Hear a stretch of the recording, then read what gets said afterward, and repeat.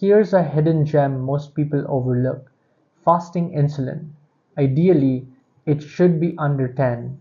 High insulin usually shows up before blood sugar rises. It's your body's silent signal that it's working overtime.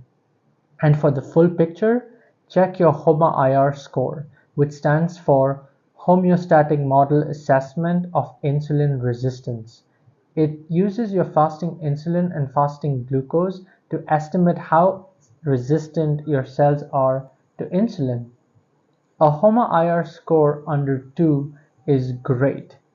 Above 2.5, that's your signal to take action and get ahead of any metabolic issues. So even if your A1C is normal, don't ignore the signs. These numbers tell a deeper story, and the earlier you catch it, the easier it is to reverse. Hi, I'm Harsh and I help transform your health.